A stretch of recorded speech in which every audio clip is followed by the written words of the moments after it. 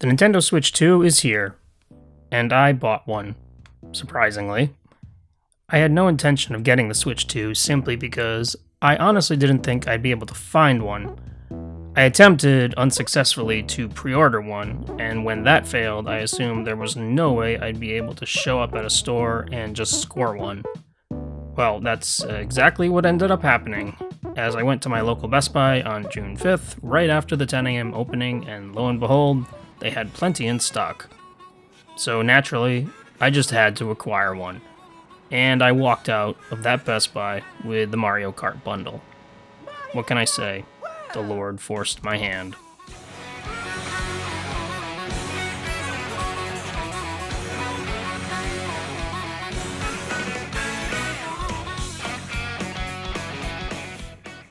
This is the first time I've ever purchased a console on day one.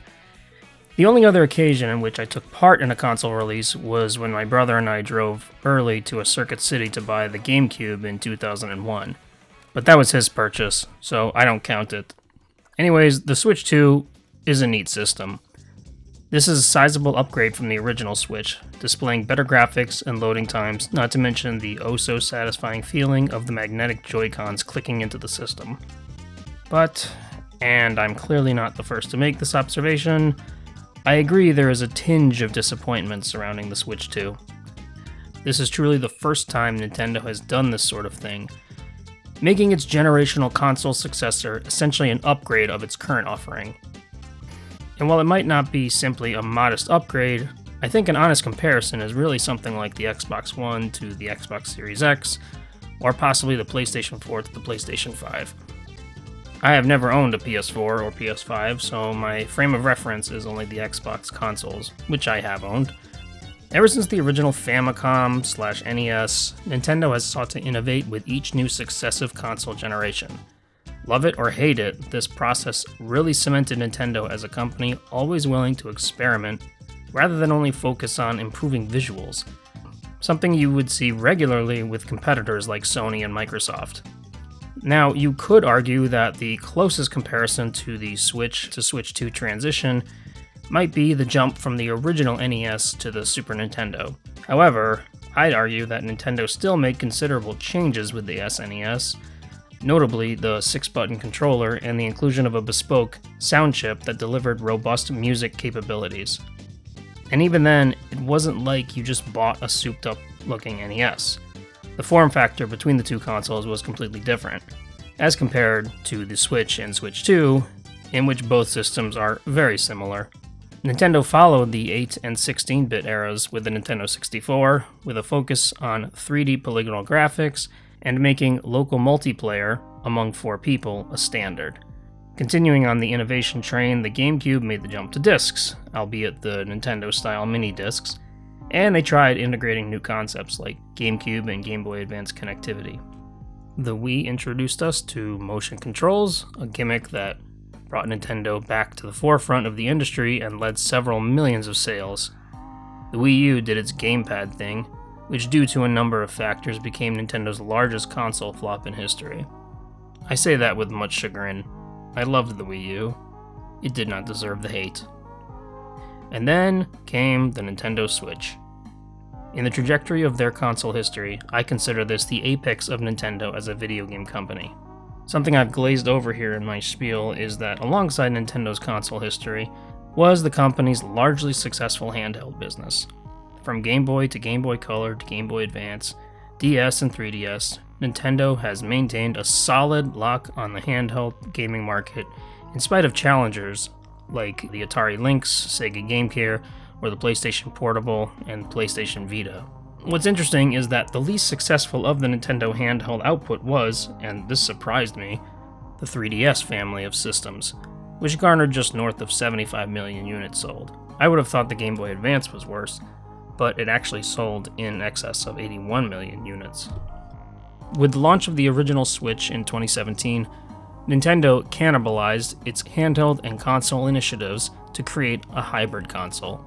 As the internet has already waxed poetically to death, the Switch hit right out of the gate with its easily understandable appeal of being a console you could play on your TV or take on the go, also allowing for the two sides of the device to be detached and used as separate controllers. And like the NES or the Game Boy before it, it was made using relatively weathered technology for the time, leading to games that didn't always sport the highest graphical fidelity. And man, was this more noticeable as the years went on. But none of those graphical issues mattered. In the 8 years since its launch, the Switch killed it time and time again, being the dominant console over the PS4 and Xbox One. As of March of 2025, Nintendo has sold more than 151 million units, surpassing lifetime sales of every other Nintendo console in history and nearly every other handheld. The DS still holds the lead there, with around 154 million sold. Not to mention the fact that the PS2 used to hold the record of around 150 million, but apparently Sony's fudged that recently and they said it was 160 million that it sold, so who knows. The Switch innovated, delivering on what made the system look so appealing in that early marketing. The portability mattered.